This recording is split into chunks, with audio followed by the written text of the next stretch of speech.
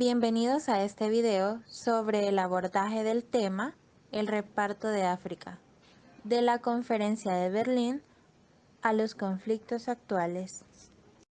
El continente africano fue ocupado y repartido entre las potencias europeas en el siglo XIX. Al principio, los europeos solo poseían factorías costeras o pequeñas colonias, pero en la segunda mitad del siglo, explotadores y misioneros recorrieron África aprovechando el curso de los grandes ríos Níger, Nilo, Congo, Zambeze y se aventuraron por el Sahara. Fue a partir de 1870 donde las expediciones se multiplicaron y las potencias europeas lanzaron una intensa carrera de conquista y de colonización de territorios.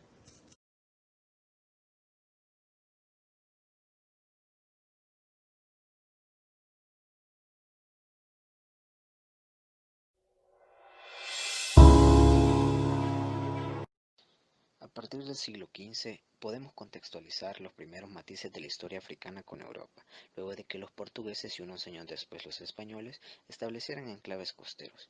Luego se sumaron holandeses, daneses, franceses y británicos. La principal actividad fue el comercio de esclavos dirigido hacia el norte a través de las rutas transsaharianas y hacia el Océano Índico. Este negocio se extendió incluso en dirección a América. La esclavitud constituyó un lucrativo negocio hasta bien avanzado el siglo XIX. Otros negocios lucrativos fueron el comercio de marfil, oro, cacao, cacahuete, aceite de palma, alcohol y armas. Además, las costas africanas contaban con importantes puntos estratégicos para las rutas hacia los puertos asiáticos. Entre los principales objetivos para los europeos en África estaba entablar un comercio ventajoso con los pueblos africanos y abastecer a sus buques en tránsito hacia sus imperios y mundiales.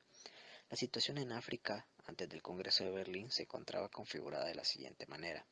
Francia había iniciado en 1830 la ocupación de Argelia con el deseo de expandirse al otro lado del Mediterráneo. Túnez, Egipto y Libia habían sido ocupados por franceses, ingleses e italianos respectivamente, y con el establecimiento de un doble protectorado español y francés sobre Marruecos, todo el norte de África quedaba en manos europeas. Los británicos rivalizaban con los franceses por la influencia de Egipto. La construcción del canal de Suez fue fundamental para la conexión con Asia, donde los británicos tenían la perla de su imperio, la India. El canal de Suez se inauguró el 17 de noviembre de 1869 y su impacto sobre el comercio internacional fue decisivo, reduciendo el viaje entre Gran Bretaña y la India a poco más de un mes. En África Occidental los holandeses y daneses se habían marchado, pero los portugueses, franceses y británicos permanecieron dedicados al comercio. Los portugueses ocupaban las islas de Cabo Verde, Santo Tomé y Príncipe, avanzaron hacia el interior de las costas de Guinea, Angola y Mozambique. Los españoles habían establecido enclaves costeros frente a las Islas Canarias entre las islas de Fernando Po y Annobón, en la costa del río Muni, pero estos territorios no fueron objeto de explotación y exploración hasta bien avanzado el siglo XIX. Frente a estos antiguos imperios europeos, los franceses habían extendido sus bases atlánticas a las costas de Guinea, Costa de Marfil, Dahomey y Gabón, y tenían su principal colonia en Senegal. Los británicos estaban instalados en Gambia, Sierra Leona, Lagos y Costa de Oro. En 1652 los holandeses habían fundado el Gabo, una importante base en la ruta hacia las Indias Orientales holandesas.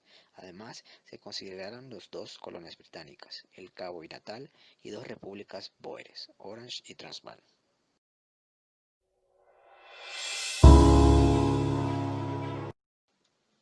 Los principales actores fueron Gran Bretaña, Francia, Alemania, Portugal, la Asociación Internacional del Congo y también estuvieron presentes representantes de Bélgica, España, Italia, Estados Unidos, Imperio Austrohúngaro, Imperio Otomano, Rusia, Suecia y Dinamarca.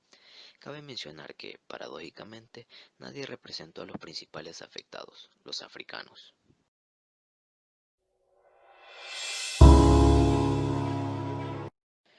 Las expediciones de Henry Stanley entre 1874 y 1877, recorriendo el desconocido e inmenso río Congo, cambiaron el rumbo de la colonización en esta parte del continente.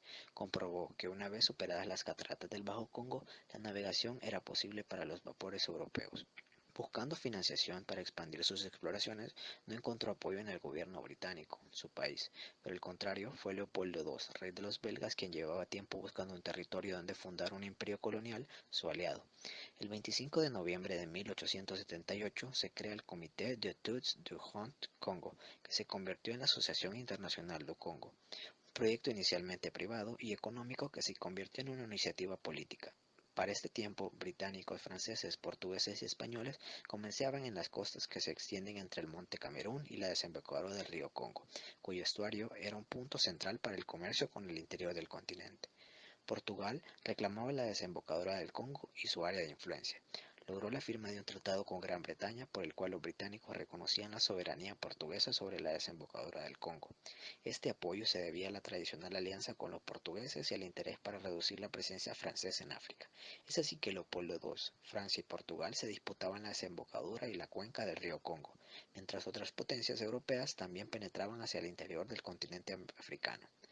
Fue entonces cuando, para resolver litigios existentes y establecer unas reglas básicas para organizar el reparto de África, se planteó la idea de una convención entre los países afectados.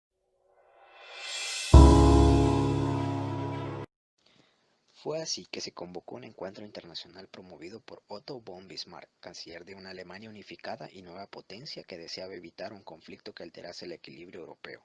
A ello se sumaba el hecho de que Alemania ya tenía pretensiones concretas en África. La conferencia de Berlín tuvo lugar entre el 15 de noviembre de 1884 y el 26 de febrero de 1885. Durante poco más de 3 meses, las potencias coloniales discutieron sobre cómo repartirse África. Se trataba de asegurar la libre navegación y comercio en los grandes ríos africanos que desembocaban en el Océano Atlántico, Níger y Congo. Además, se buscaba fijar las normas básicas a la hora de legitimar la ocupación de un territorio y dar solución a la cuestión del Congo. Gran Bretaña, Francia y Alemania eran partidarios de conceder la posesión a quien ocupara efectivamente el interior del territorio. El canciller alemán Bismarck ejerció la presidencia del encuentro. Se pusieron los objetivos de la reunión y los beneficios que para África traería la civilización y el comercio con Europa que se planteaba organizar. La filantropía estuvo también en el centro de la intervención del representante de Gran Bretaña, buscando proteger a los africanos, proponiendo prohibir la exportación de sus armas de fuego y bebidas alcohólicas al continente africano. También, la intervención del país isleño propuso que los británicos no debían ser molestados en la región del Níger, como tampoco Francia en el Senegal. Gran Bretaña tenía interés en proteger en las costas del Océano Índico las posiciones del Sultanato de Zanzíbar. El día de la clausura de la conferencia, los diplomáticos europeos firmaron el Acta General de la Conferencia de Berlín, que quedó dividida en 7 capítulos y 38 artículos. Los principales acuerdos que se lograron fueron: los capítulos primero, cuarto y quinto establecieron la libertad de navegación y comercio en las cuencas del Congo. Se aceptó la penetración en el curso bajo del río Níger y de los franceses en el alto. La Asociación Internacional del Congo del Rey Leopoldo II fue reconocida como el Estado Libre del Congo, con capital en Boma y salida al Océano Atlántico por la desembocadura del Congo. Esto a pesar de la oposición de grandes potencias, a excepción de Alemania, que no puso objeción, y ganándose la voluntad de los británicos. Portugal se aseguró el control de Cabinda y el de la orilla izquierda del Congo. Los artículos 34 y 35, que basaban en el principio de efectividad, establecían que la potencia que tomara posesión de un nuevo territorio en la costa debía notificarlo a las demás potencias signatarias, de manera que quedara proclamado su derecho de soberanía. De esta forma se impuso la voluntad de las principales potencias, con capacidad para explorar y ocupar extensos territorios del continente africano. Los acuerdos de la Conferencia de Berlín se referían a las costas, pero ya ocupadas estas en su mayor parte, lo que produjo en los años siguientes fue la anexión del interior. Fue una carrera en toda regla. Con anterioridad a la Conferencia de Berlín, las potencias coloniales apenas controlaban el 10% del continente, pero en apenas 3 décadas, la mayor parte de África cayó bajo su dominio. La Conferencia de Berlín fue un encuentro importante pero no decisivo. De ella surgieron las reglas básicas para proceder al reparto de África, pero no decidió la división del continente. Esta se hizo efectiva en las décadas siguientes, atendiendo no solo a las disposiciones allí establecidas, sino a toda una serie de circunstancias económicas, políticas, militares y estratégicas que llevaron a la firma de nuevos acuerdos.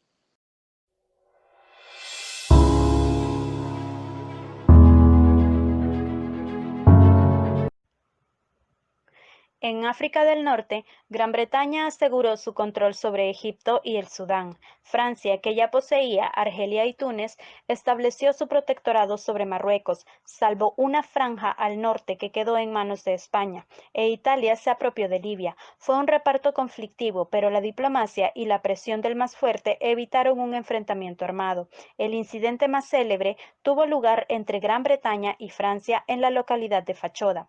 En 1898, un ejército anglo-egipcio al mando del general Kitchener derrotó al sucesor del Mahdi en la batalla de Omdurmán. Gran Bretaña reconquistaba el Sudán en el momento oportuno, ya que Francia tenía el propósito de unir su imperio colonial de oeste a este entre su África Occidental y la Somalía francesa. Este objetivo chocaba frontalmente con los intereses de los círculos colonialistas británicos, que bajo el impulso de Gill Ross propugnaban un eje británico norte-sur que uniera Egipto con la colonia del Cabo. Para lograr sus intenciones, ambas potencias necesitaban, conforme a los acuerdos de la Conferencia de Berlín, ocupar efectivamente el territorio que ambicionaban. La primera en llegar fue la expedición francesa al mando de Jean-Baptiste Marchand. Poco después llegaban los británicos y exigían la retirada francesa. Francia no se atrevió a dar el paso de entrar en guerra y cedió. Los franceses arriaron la bandera y al año siguiente se firmó una convención franco-británica que estableció los límites entre las posesiones francesas y el Sudán anglo-egipcio. La resolución de la crisis de Fachoda y el recelo ante el poderío del Imperio alemán explican la nueva dirección que tomaron las relaciones franco-británicas.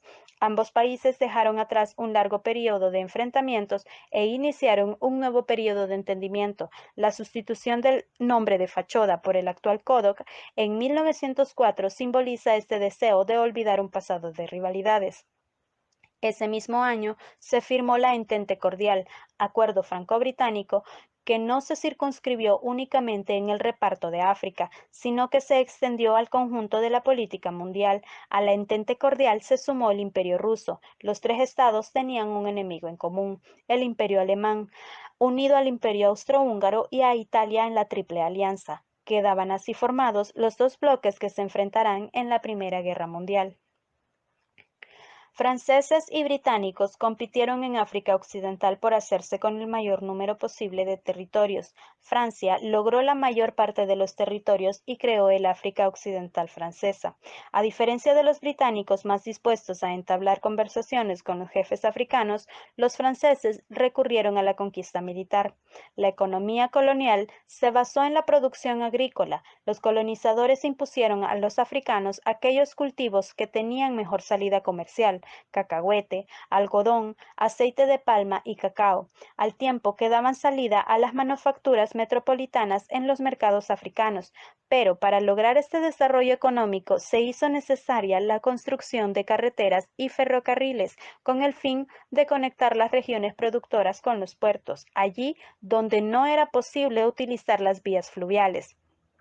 Y esto significó un gran costo humano para la población nativa, ya que solo la construcción del ferrocarril Congo-Océano en el África ecuatorial francesa fue uno de los trayectos que causó más víctimas. En 1931, los franceses iniciaron la construcción del ferrocarril Congo-Océano. Fue concluido en 1934 y conectó Brazzaville con el Point Noir. Para su construcción se emplearon cerca de 130.000 trabajadores, de los cuales fallecieron unos 20.000. En el centro del continente se llevó a cabo uno de los principales expolios cometidos durante la colonización. Una parte de la explotación del inmenso territorio del Estado Libre del Congo quedó en manos del propio Leopoldo II de Bélgica, y otra fue a parar a manos de compañías concesionarias que le entregaban parte de sus beneficios. En los bosques de la cuenca del Congo abundaba el caucho silvestre y el Estado Libre del Congo se convirtió en su principal exportador. Este negocio produjo grandes beneficios a Leopoldo y a las compañías que lo explotaban. En la cuenca del Congo, la explotación adquirió un carácter brutal. Lo que se había planteado en las cancillerías europeas como la creación de un Estado con fines filantrópicos se convirtió en una verdadera pesadilla para sus habitantes. Para reclutar la mano de obra, se impuso un régimen de terror con el fin de asegurar que los hombres acudieran a trabajar. Sus familias eran retenidas como rehenes y en el caso de fugas se sometía a las mujeres e hijos de los fugitivos a duros castigos físicos cuando no eran asesinados. Esta cruel explotación no se limitó al Estado Libre del Congo, sino que se practicó también en las vecinas colonias francesas.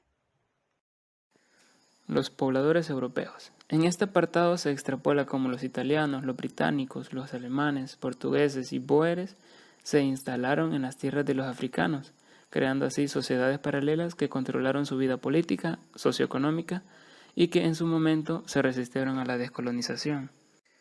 En un primer momento, los italianos dominaban Eritrea y por lo tanto el eje principal de este país, el puerto de Massawa, pero su ambición los llevó a obtener Etiopía a través del Tratado de Huichale en 1889. Así fue como Italia reclamó el protectorado sobre Etiopía, lo que originó las guerras ítalo-etíope, lo que llevó a la derrota de Italia con el Tratado de Addis Abeba. En la segunda de estas, Italia anexionó Etiopía junto a Eritrea y Somalia, los que constituyeron el Imperio Italiano del África Oriental.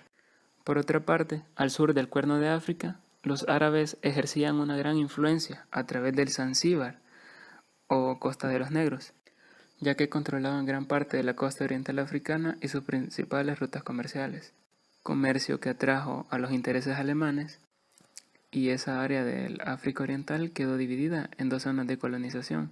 Los británicos quedaron al norte y el territorio alemán quedó al sur. La competencia entre los europeos por el reparto de las tierras de los africanos tuvo origen en las disputas protagonizadas por los británicos, portugueses y el Estado Libre del Congo. Finalmente, luego de la Conferencia de Berlín, Portugal, sin la capacidad para enfrentarse a los británicos, cedió ante Gran Bretaña en agosto de 1890.